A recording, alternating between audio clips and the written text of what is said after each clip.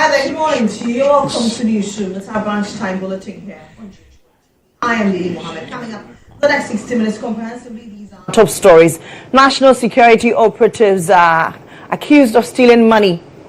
Minority leader accuses national security operatives of stealing money from the residence of former BOG Governor during Wednesday's raid. They forced their way, overpowered the security, and entered his premises. This Rambo-style approach must cease.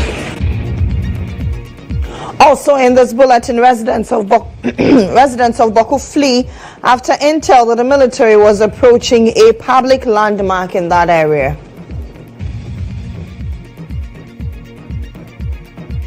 Ahead in business, Cuts International report reveals 30.91% of telecom users are unaware of their rights.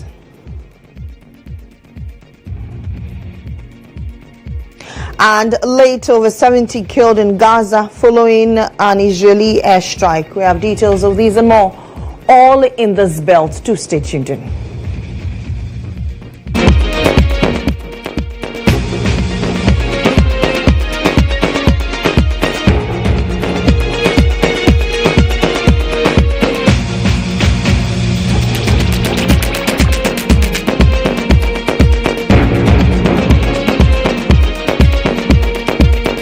Once again, I am Mohammed. Now, the National Security has clarified that it had a High Court warrant to search the home of former Governor of the Bank of Ghana, Dr. Ernest Addison.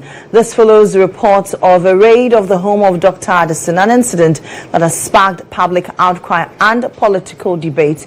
The operation, reportedly led by Richard Jakba, Director of Special Operations at the National Security Secretariat, has drawn widespread condemnation. Now, according to reports, the raid took place at dawn on Wednesday, March 19 at Dr. Addison's private residence in Roman Range around 5 a.m. approximately. 15 heavily armed men suspected to be national security operatives arrived in 3 vehicles and forced their way into the house while the former governor was home. The operatives are reported to have swiftly disabled the property's CCTV system before demanding that Dr. Addison lead them to the alleged vaults hidden within the house. However, he firmly denied the existence of any such vaults or stashed cash. Despite his denial, the operatives allegedly ransacked the residence, leaving it in disarray. Finding nothing, they are said to have then called in national security drivers to remove 4 of Dr. Addison's vehicles, leaving only 2 behind.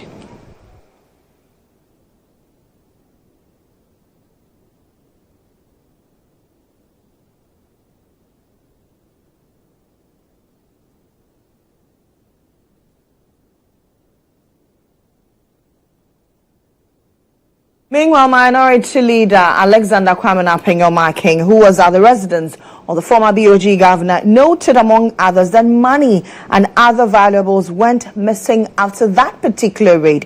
He addressed the media in Parliament this morning. According to Japan, he had a warrant to search the premises of Dr. Addison at his Roman Ridge residence. To them, the man had some money, cash, in it.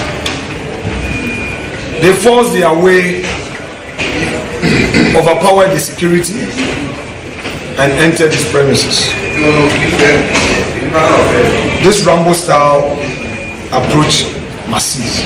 In fact, at the end of their raid, they could not find anything. Unfortunately for the governor, some 10,000 cedis on his bed could not be found. So some of these hungry party foot soldiers that they use, who parade themselves as national security operatives, after all, perhaps not even being paid, and they use this opportunity to steal. The governor's wife's earrings and necklaces were also not traced. They couldn't be found. In other words, those operatives stole these earrings and necklaces.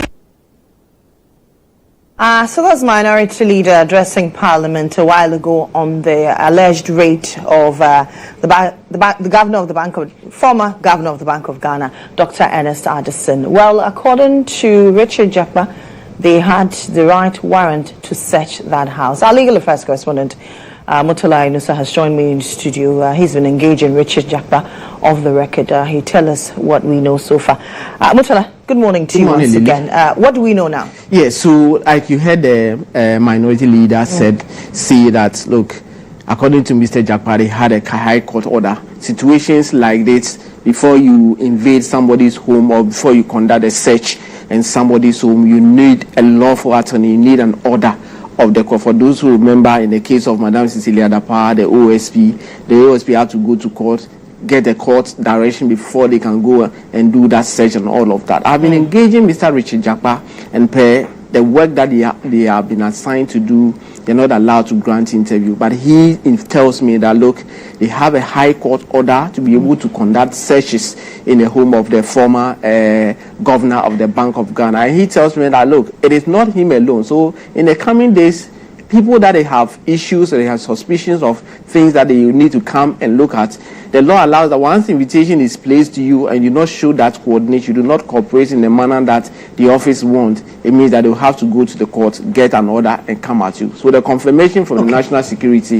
especially the Director of Special Operations, Mr. Richard Jakpa, is to the effect that, yes, they have a high court order to be able to conduct that search in the home of the former governor of Bank of Ghana. You just mentioned something that Richard Jakpa told you, that if an invitation is extended to you and you do not cooperate, they go for a warrant and then come search your house.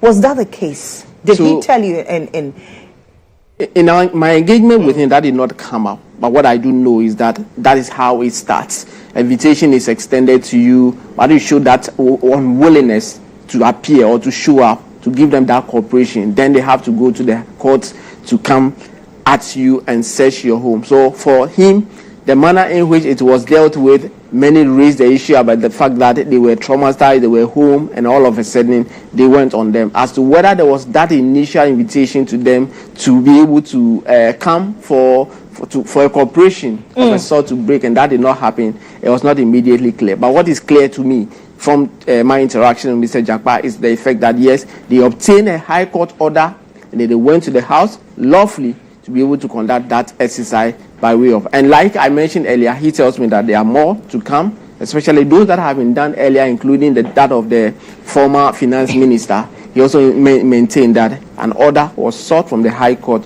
for them to conduct that exercise. So anybody who is saying that they went to conduct that operation on their own or to settle illegally, absolutely, that is not the situation. In all of that, they have orders of the court, and we will be procuring copies of the orders that they have obtained from the court in our subsequent bulletin. And definitely want to let our viewers know, to know what to justify or to substantiate the point that has been made. But from Mr. Richard Jakpa, who led the operation, the point is that they obtained an order from the High Court specifically to be able to do that search that they conducted in the home of the former governor of the Bank of Ghana, Dr. Addison. Thank you very much. We appreciate doing that for us. And in the coming days, we'll bring you that particular warrant that Richard Jakpa went to the former governor of the Bank of Ghana's home to search his home for anything that can help in their investigations. But let's get more legal perspectives to this. And a lawyer, Yao Dankwa, is joining us via Zoom. Thank you very much for joining us, Counsel. Good morning to you. Good morning. I trust you're doing well. Thank you. Yes, that's very well. Great. This is not the first time we're seeing these raids. Even before this administration, we've seen similar ones in the past. Under this administration, we're seeing one before on the former finance minister's home, and then we're seeing this on the former governor of the Bank of Ghana's home. Is this the right way to do things in the face of the law? No, not really. What it is, I'm not sure what orders were obtained and what argument was advanced before the court who granted the order which led to this raid. But the proper thing to do is, one, a person who is under investigation or being a subject of investigation has to be invite the suspect to attend their premises, ask questions, and if there is a document or anything that they believe is in his possession, to ask him or request that he return those items. Or bluntly, they can put it to him that if he has anything which is of which belongs to the Republic, then he needs to return them. But if that doesn't happen, and they have a view that there is something that he has that they need a search warrant for it, I'm sure that the motion will be filed before the court, and they will adduce all their evidence exhibiting their grounds and the reason, and to convince a judge before a judge can actually make an order granting them that authority to go and search. But that's the process that one has to follow. Counsel, at what point then does a raid become illegal? When you do not follow the proper judicial process, then that raid is illegal. When a person has not been invited to attend your premises for questioning, or when you have not put a person on notice that he's a subject of investigation and his cooperation is needed, invite him to attend to your premises to give you a statement or to tell you what you need to know. If you don't do all this and you go to court and obtain a warrant to search, that means the court who granted the warrant has been misled, and the court issuing the warrant may have issued a warrant by mistake under a false pretense. So that is when a raid or a search like that can become illegal. Right. Now, in this particular report, we're learning that these security operatives asked the former governor of the Bank of Ghana to disable the security cameras in his home. Is this normal? Can it have legal consequences? Well, they said they have a court order. So we will wait to see what is stated in the order. If the order states that the security cameras should be disabled, then they are going according to the order, and that is law. But if the order does not contain that, then asking him to disable the security camera, which is the only source of him demonstrating what happened there, or if there's any allegation against the national security, which there is at the moment, because I've watched your bulletin where the minority leader is making an allegation. These are the things that the camera can help to substantiate whether those allegations are true or not.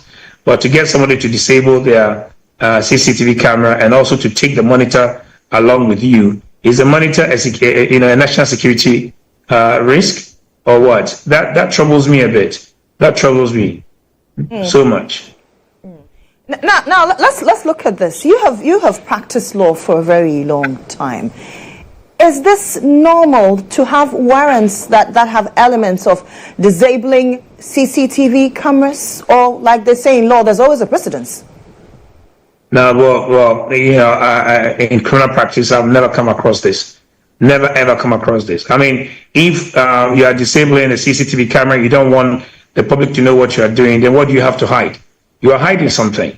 And, you may be given a proper order, but the execution of the order could be unlawful and illegal. So there's two things. The order, you may have presented a cogent argument before a sitting judge, and the judge becomes convinced that, yes, in the interest of justice and in the interest of the nation, you are to be given a warrant to go and search, to retrieve whatever exhibits that you think will aid your case.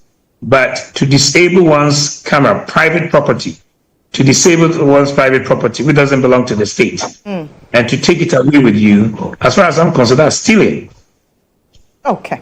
All right, Counsel, thank you very much. We'll leave it here for now. As and when we have more detail on this particular raid, we'll come back to you, as always, for your legal perspective. That's Yaw Dankwa. He's a private legal practitioner. But for you out there in the public, What do you think? Nana Amakwa joins me in studio with your thoughts and comments on our various social media pages. Nana, what are people saying this morning? Well, Lily, I mean, is it becoming one too many raids that are going on? You know, and after FMR went to go and visit the former Bank of Ghana governor, he posted on X, and here are the comments. Mohammed says the files on the table weren't scattered, but they went straight to disconnect cables.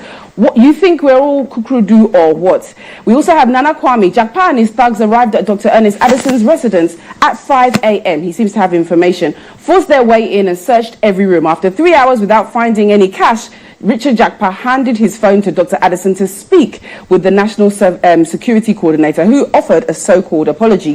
His cars were then seized and only released after 4 p.m. This sham of a reset, he says, must be reversed without delay. Michael says this is sad, but he must face oral. There is no running away. Ishmael says this is why I like Kennedy Ejapong. He would have dealt with them anyway, anyhow. Tony says that at least he can still feed himself, unlike some of us who lost our jobs in the banking sector, UniCredit, savings and loans, due to his appetite for revoking licenses. Our last comment here from Manny.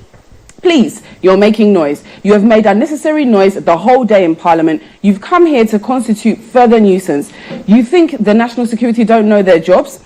That they won't search with a warrant. Even the one about KOA, they had a warrant. Well, this is what you had to tell us on social media. Continue to send us your messages on Instagram, Facebook and on X, and we'll do our best to read them. My name is Nana Amakwa. Lily, back over to you.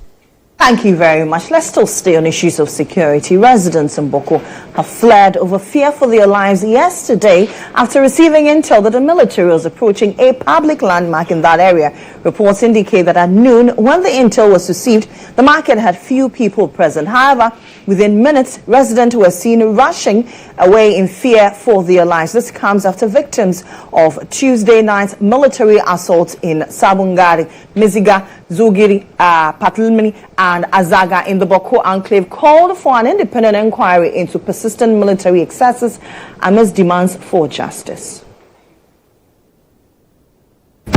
According to survivors, soldiers stormed their homes, surrounding them before indiscriminately beating residents, including pregnant women and children. Habiba Yakubu, a 76-year-old woman, described a traumatic experience starting when the soldiers forcibly broke into her home, beat her, and vandalized her belongings. 1, open, 2, open. And I said, excuse me, I'll come and open. When I just opened, they start beating me. That why is the man of this? I say, I don't have mother, I don't have father, I don't have my husband. I'm living alone. All my body and my ears and my jaws all, and they just wound me with my hands all. They say curfew hours, and you people are entering houses beating people. No reason. So we are pleading government to take care of this issue for us. If not that, we cannot survive. One of the victims, Isaiah Wampeni, a nurse at the Tamale Teaching Hospital, recounted his ordeal. Exactly 8:30 on West Gui, when the military just burst in, they started beating us, destroying properties, taking our phone, our items and money. And me, I'm also a staff from Tamale Teaching Hospital. I'm sick. I came home to treat myself. And my directors and my in charges at the website, they are aware this is my leave form, with the mind of returning this early dawn and also to help treat. But now look at what they've done to me. Is that fair? Another victim, David Sadiq Wampini, who serves as the secretary of the Registered Nurses Association in Bawku, condemned the assaults, calling it an abuse of power. I was in the house with my little girl, so I had a bang on my gate. So when I got up, it was a military officer. Then he said I should drop the baby and come out, and I said out. Then all of a sudden he pulled me out. Then he started beating me. About 10 military officers surrounded me. Others were having sticks, some with a wire whip. So I told them that I'm a nurse. I've been posted to work here. They wouldn't listen to me because I was unconscious. I didn't know what was happening. So it was this morning that my wife then told me that they've destroyed my television, fridge, and all my window screens. So we need justice. So the government must take action. We call on the Minister of Defense and the Minister of Interior. They should try and fish out those unprofessional and criminals within the military and make the military a proud one that every Ghanaian will be proud of. Meanwhile, The president of the Ghana Registered Nurses Association in Bawku, Isaac Anaba, has issued a stern warning to strike if immediate justice is not served. It is worrying and disturbing the way the military in Ghana are carrying out their activities. When they come to you, they will not only beat you, they will steal from you, they will kill people, and it is so uncharacteristic of a military command.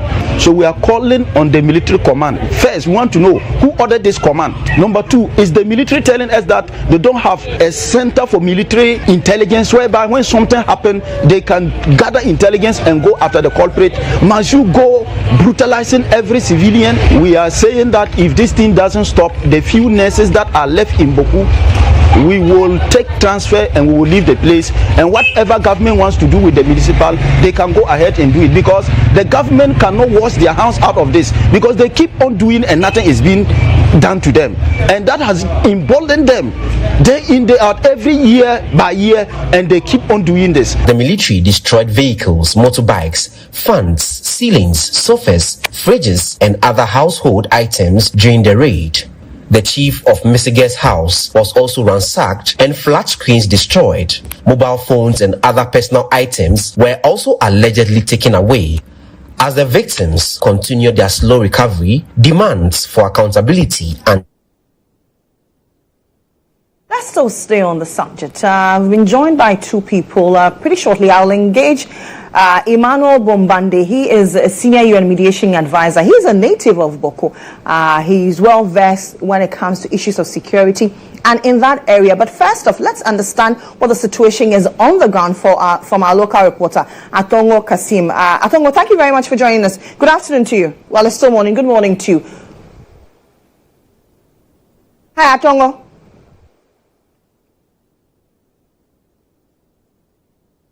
Atongo, kindly unmute yourself for me. Yeah, I can hear you now. Great. Yes, great. I can hear you now. Great. Help us understand the situation. Give us a vivid picture of what happened.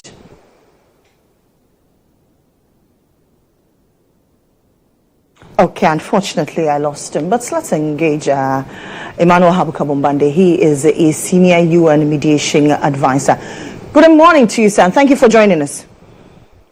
Hello, good morning to you. Good afternoon from where I am. Okay. And just to say, I'm now a former UN senior mediation advisor. Okay. Well noted. We understand that your family was caught up in this particular case. First off, we do apologize for the inconvenience caused you and your family, but tell us what you know.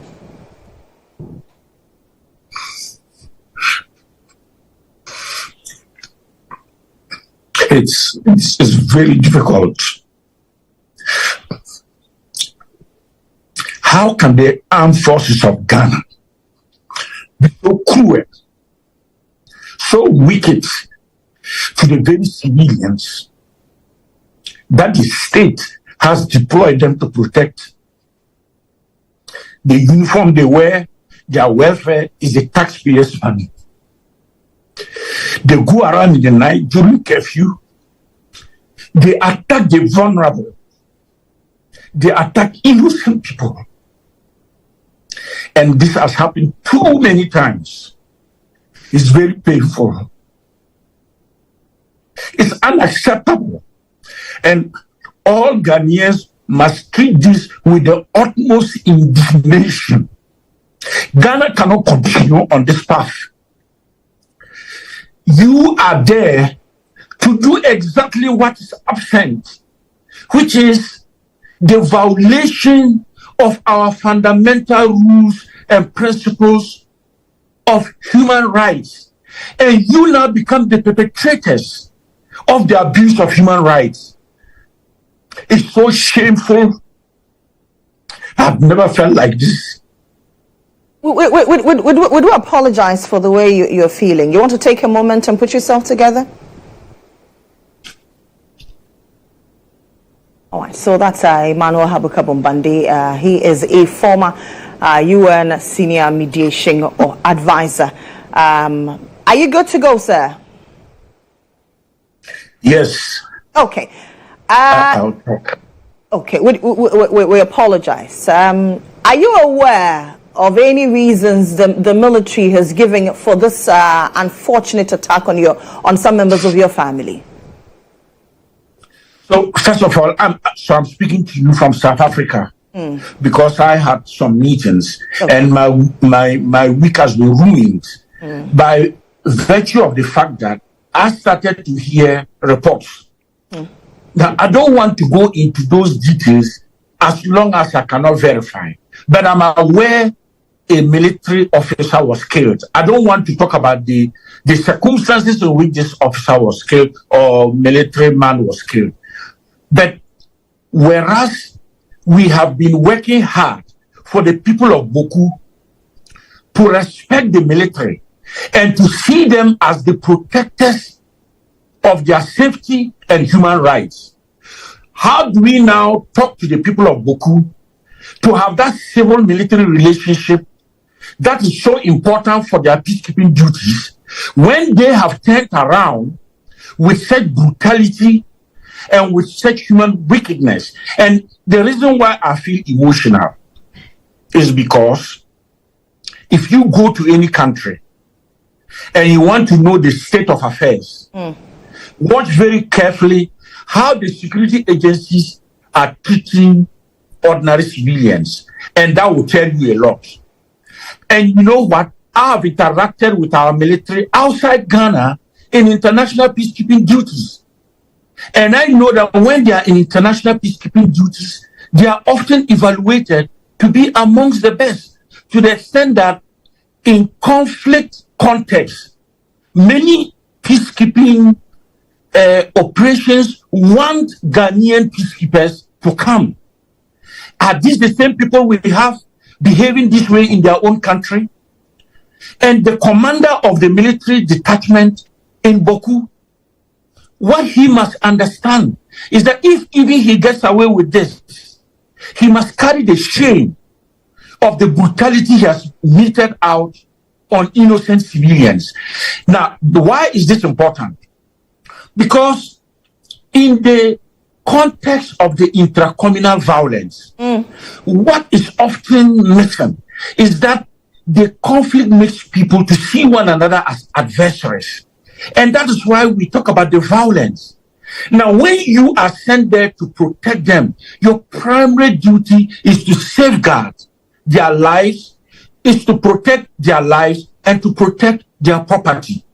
But once you do that, the humanity of the people becomes your preoccupation, the way you treat them, so that all the people of Bawku, all the ethnic groups of Bawku can now feel that they belong to the nation state of the Republic of Ghana, and that in their worst situations, that state is there to protect them.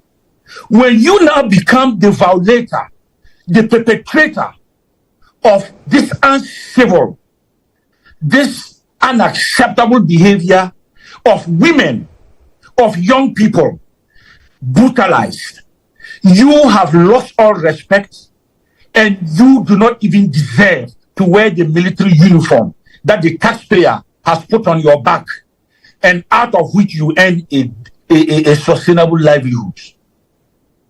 From your account and on account from residents, it appears there's a rising mistrust in the military. How do you rebuild this?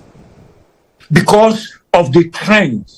This incident, my good sister, that you are interacting with me, it's not the first. Right. Our members of parliament have condemned, whilst I'm here, I've been monitoring. Our members of parliament have condemned this in parliament and outside parliament. It has been repeatedly going on to the point in which the military now think they are untouchable, they can kill, they can maim. So we must remind the people of Bawku, it's unacceptable for you to touch a military officer. Because once they wear that uniform, it's not about them as individuals.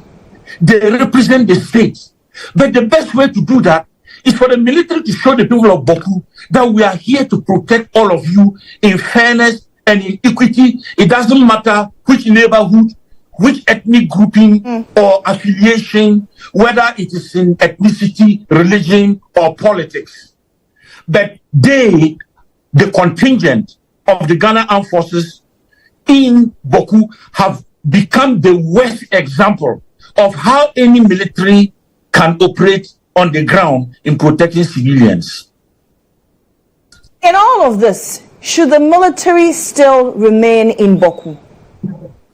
So, first of all, I join many of our members of parliament who are calling for an investigation. And secondly, because of the nature and the context of that conflict, and you know the Bawku enclave very well, we are bordering two states, to the east Togo and to the very north Burkina Faso. And by extension, when you go into the corridor towards Togo or up north towards Burkina Faso, you can actually continue your journey to Mali or Niger.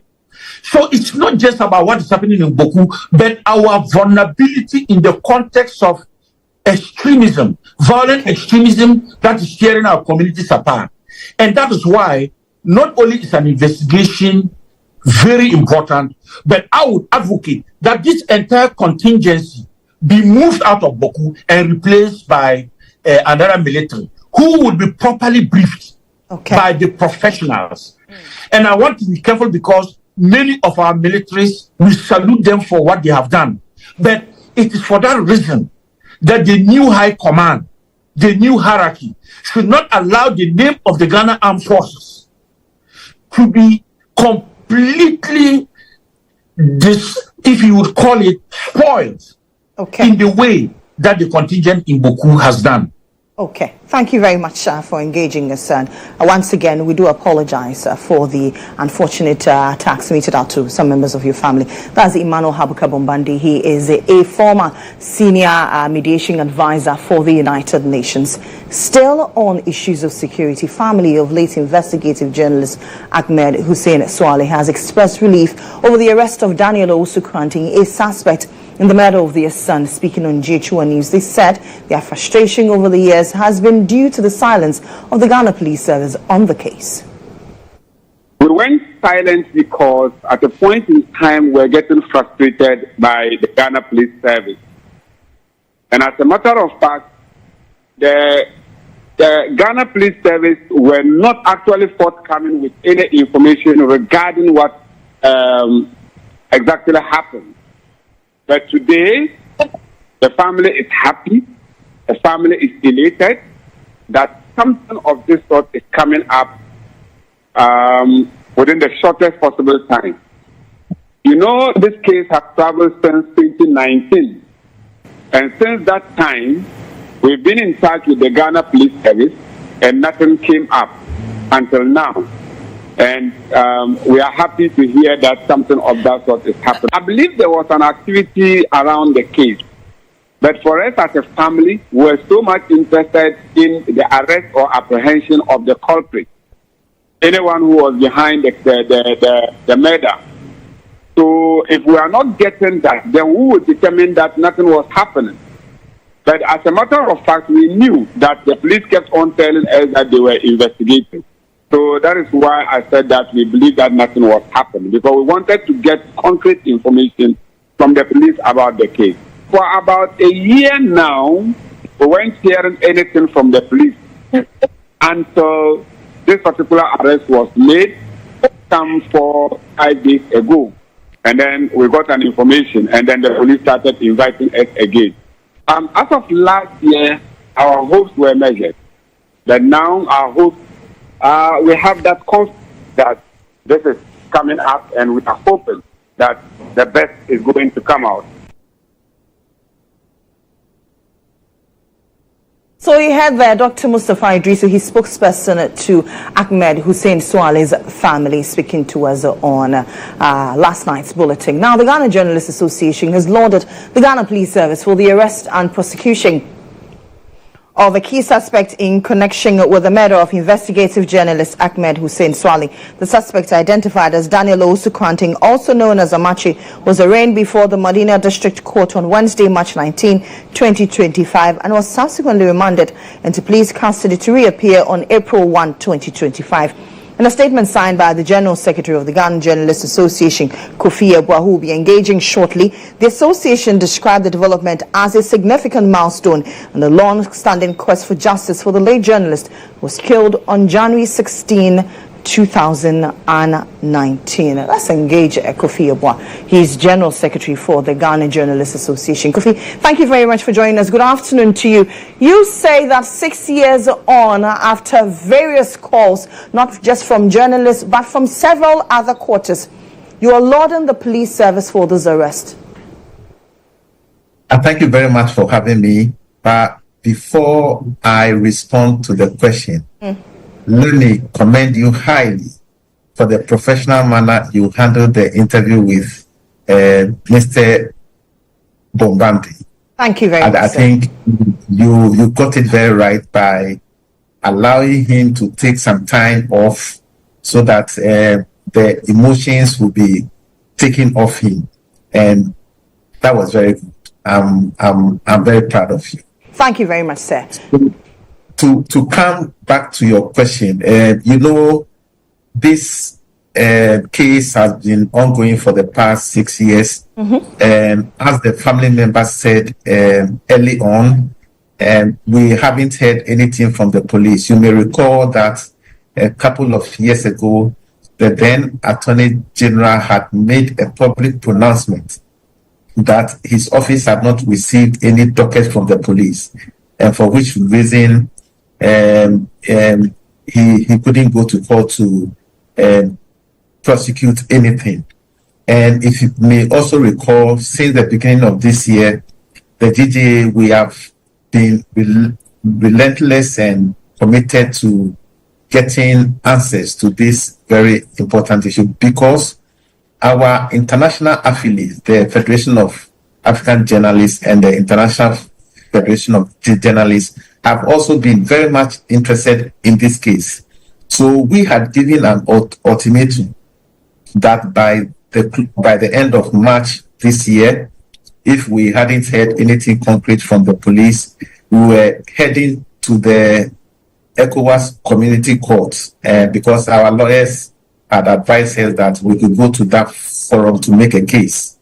And so when we heard about this arrest, we were quite happy about it. It is a reason we are applauding the police for making this headway, and we are believing that it will be the beginning of greater things to come.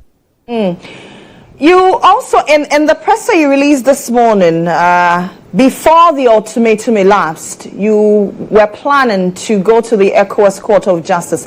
Is that still in the offing? So what we intend doing now is, as I speak to you now, the president of the GHOne is out of the country. Okay. When he returns, we will seek audience with the leadership of the Ghana Police Service. We want to understand a few other things. We have some questions to ask, and then we want to know a lot more about what is going on. Thereafter, we will take a decision on our next line of action. Our position has been that we want to see something concrete. So it doesn't necessarily mean because we have made an arrest, then we are retracing our steps. But what we want to see is that justice is done at the end of the day to the late Ahmed Swale. Beyond Ahmed Swale, there's been several other journalists who've been attacked, and more are still being attacked. What will be the very point where GHOne says enough is enough? Yeah, so if you look at our press statement, we also made reference to other cases, particularly the case of Latif Idrisu, formerly of the Multimedia Group. His case also occurred around 2018, when he had gone to the CID headquarters to cover a demonstration. And a police officer allegedly hit him with a stick that caused his car to crack. And so far, we have not seen anything about the investigation. So we were also going to take that case to the ECOWAS Community Court. Okay. That still holds. Okay. And then we are also saying that there have been a number of assault cases which have grown cold.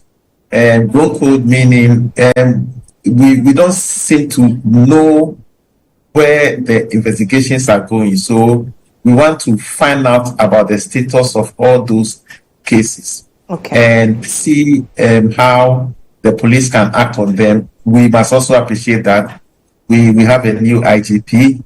We also have a new Director General of the CID. Right. So we may want to engage them to know where we go hereafter. Will that engagement also include, I know I have to let you go, but will that engagement also include provision of security to various media houses, for instance? And that will not be out of the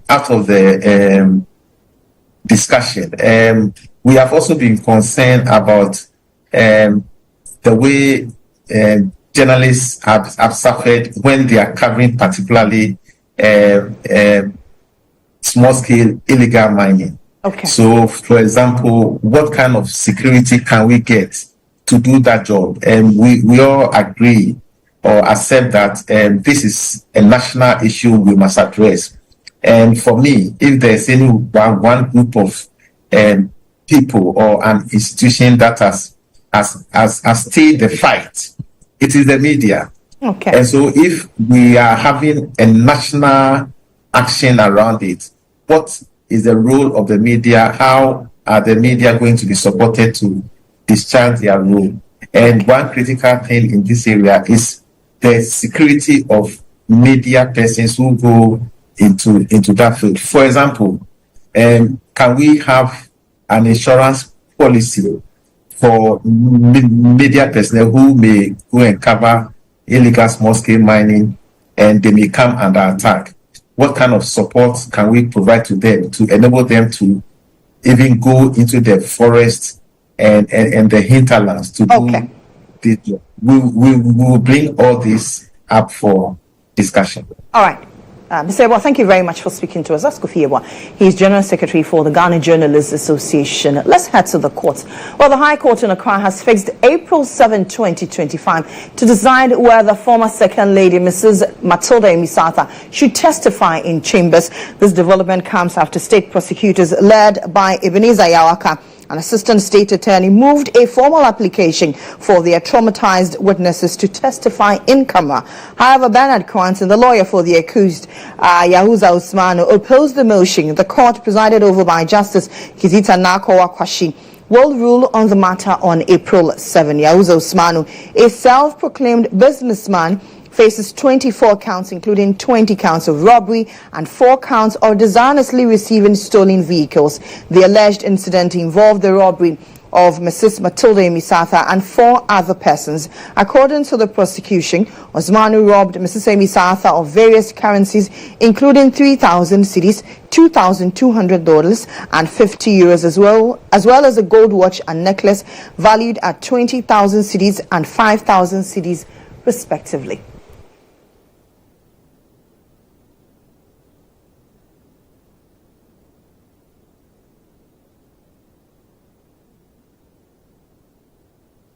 Now, today is World Oral Health Day, and dental surgeon Dr. Edward Ohinemafu has dispelled the myth that pregnancy can cause women to lose their teeth. He explained that it is likely the woman may have had a pre-existing condition that is in the tooth weakness caused it to fall. Gum covering the mouth and the bone forms something we call periodontium. So you can, now that condition might not necessarily cause pain, but you may be losing your tooth or your teeth. So then it will be like, our people say that when I gave birth, I lost a tooth because some hot air passed through my mouth and I lost a tooth. No? Is that a myth? It's a myth. It's a myth, yeah. Because what really happens is pregnancy can induce periodontitis. Okay. So then for some people, maybe they've not visited a dentist, they already have an underlying periodontal condition. Okay. Then the pregnancy will precipitate the condition. So by the time you are done, maybe one of your tooth or your teeth is actually mobile. So then they'll say that, oh, I vomited after giving birth, and after I vomited, I lost a tooth. No, it's because the pregnancy has caused a periodontal condition. Now that periodontal condition makes the tooth weak, because I said that the gum and the bone and some other things form the periodontium. So once there's a periodontal condition, the tooth can remove.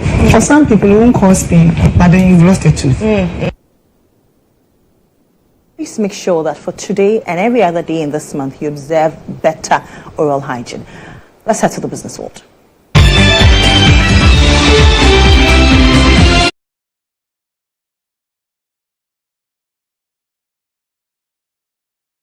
Now, a new survey by Consumer Unity and Trust Society, CAS International, has revealed that a staggering 30.91% of consumers of telecommunication products are unaware of their rights as consumers. The survey by the consumer think tank found that only 11.71% of users of the telecom products demonstrated a comprehensive understanding of their rights, while 35.13% claimed to have some knowledge, with 22.25% reported having a moderate understanding. The survey, which sampled opinions from various demographics, found that most respondents, which is 33.49%, allocate less than 50 cedis monthly for calls and data, whereas 20.14% spend between 51 cedis to 76 cedis to 100 cedis. Consumers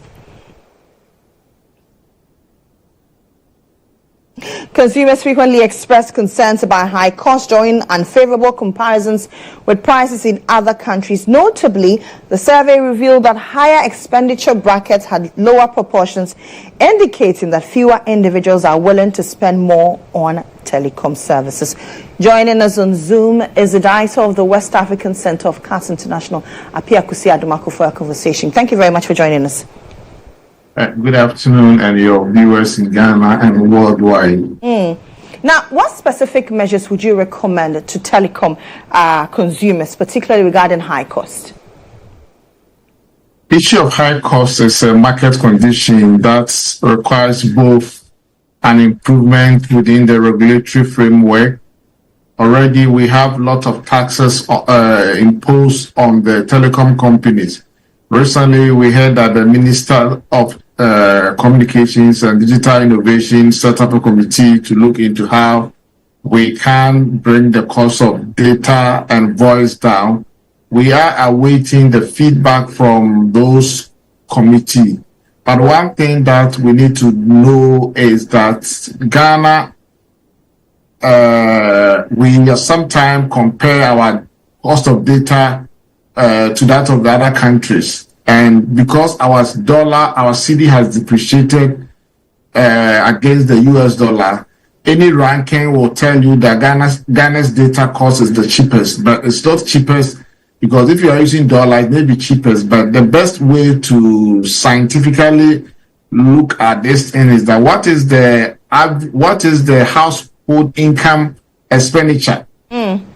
What percentage of household income expenditure is spent on data?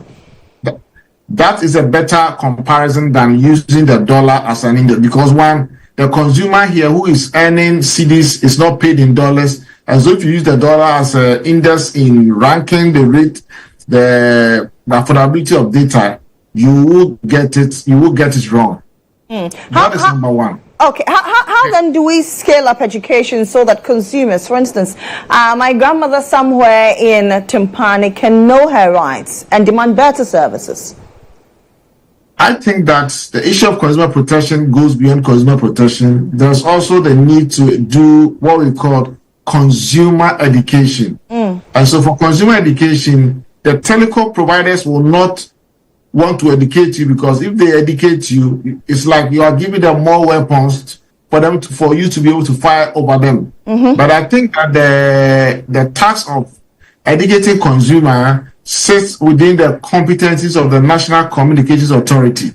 They have done some, but I think that there's more that needs to be done. Okay. But to be able to have 50 agencies educating consumers in various sectors, it will be a waste of time. That is why we call for the passage of the Consumer Protection Law, one body that can address the issue of consumers across all sectors of the country. All right. Mr. Dumako, thank you very much. That's Apia Kusia Dumako. He is the West African Director for CATS International. Let's tell you what's happening in sports.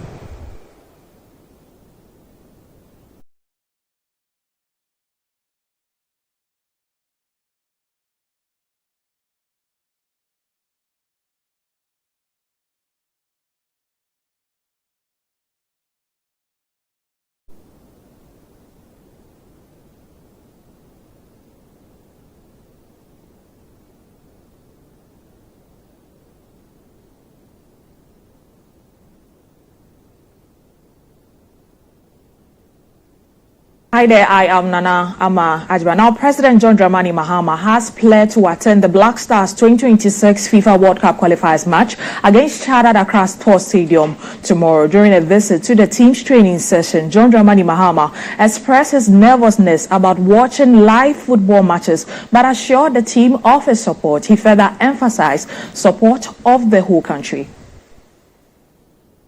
I am here on behalf of all Ghanaians as the President of the Republic to just cheer you on and encourage you.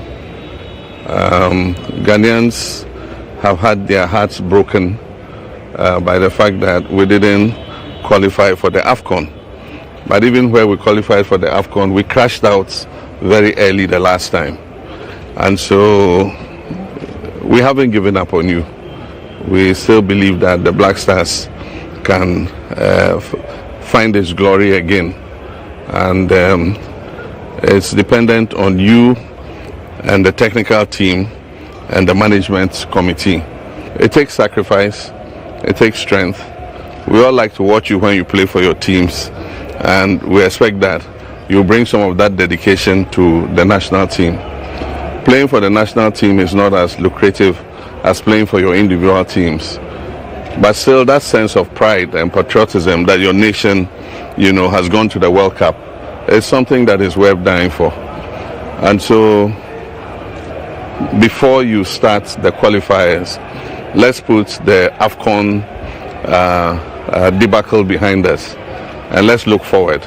I know that in the World Cup qualifiers, you're going to redeem yourselves.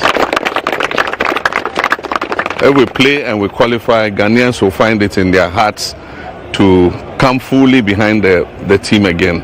And I know you can do it. I mean, you're all talented players.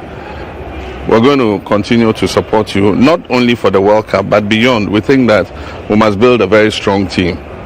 And the way to build a strong team is to find the resources to bring you together as much as possible so that you're playing together. And then also to look for young talents to join you, so that you also can play with them and bring them up as the next generation of the stars. Now, Minister for Sports and Recreation Kofi Adams, in an exclusive interview with Monica Bukari, has revealed that Otuado has promised him a fresh approach that will ensure Ghana secures a spot in the upcoming World Cup. This statement follows criticisms from certain Ghanaians who questioned the Ghana Football Association's decision to retain Otuado as head coach after the team's failure to qualify for the 2025 AFCON. The coach himself has told me, well, lessons have been learned, and I just pray that we're going to see a completely different Otuado on Friday. So we're all waiting to see a different Otuado on Friday and on Monday. He's giving me that assurance, and like I'm saying, the other departments that help strengthen the coach's decision-making process, it's also a good thing. So if you have Desmond, you have Schaefer, and then you have others that have been added, they help. Whatever they bring on board will help the coach to make a decision, because his decision will not now be based on he alone anticipating, but there's some data that other persons are collecting which helps him in arriving at a decision, both before play, during play, and maybe after the first half of the game. So that's what I'm saying. Let's watch and see the the new Otoado that he said I should look out for, I'm going to look out for that. And at the end of the day, it should result in a win, and not just a win, but a good win that will put us in a good position. Now, the sports minister also extended a special invitation to all members of parliament to watch the Black Stars game against Chad tomorrow. He emphasized the importance of supporting the senior national team as they prepare for the upcoming game. Mr. Speaker, this is a national mission, and it requires the support of everyone, including this august house. I extend a special invitation to all members of parliament to join us in the stands as we support the Black Stars in their upcoming World Cup qualifier against Chad on Friday, 21st March 2025 at 7 p.m. at the Accra Sports Stadium. Let us lead by example, show that when it comes to national football, we are united in purpose, passion, and patriotism. Ghana's football must rise again, and rise it will.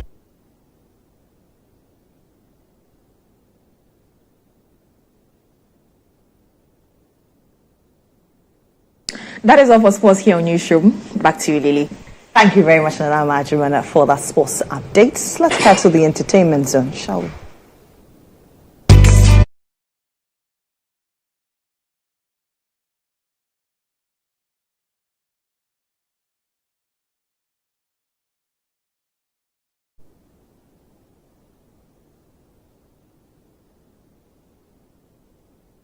Now, Ghana has been operating within 10 administrative regions until 2019. 6 more regions were created in addition, bringing the total number of regions to 16. Still in the spirit of celebrating the nation's progress, today's episode of How Ghanaian Are You captures how familiar citizens are with the extra number of regions created.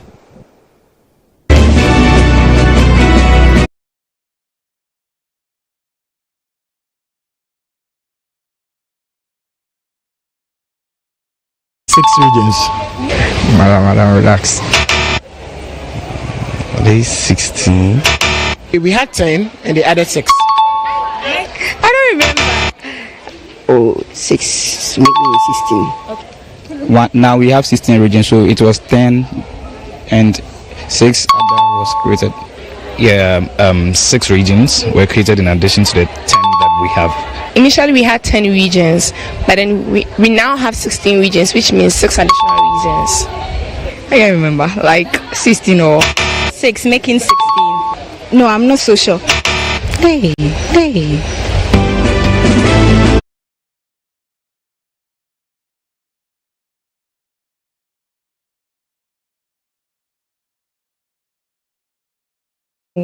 Let's bring you international news. Why?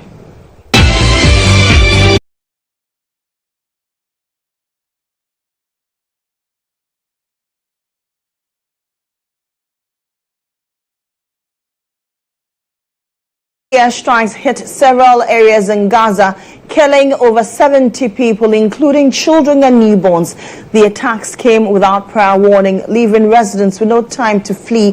Hamas leaders are now in discussions with peace mediators in an effort to halt the conflict. Since Tuesday, the death toll in Gaza has risen to over 430 due to continued airstrikes. Meanwhile, a ballistic missile has been fired at Israel today by the Houthi rebels in Yemen. Israeli forces successfully intercepted the missile before it could cause damage. No casualties were reported.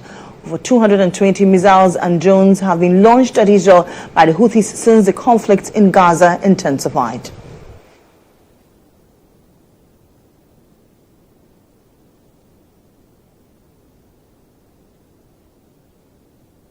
And that is it for the bulletin. I am Lily Mohammed. For more news update, kindly log on to starfm.com.gh.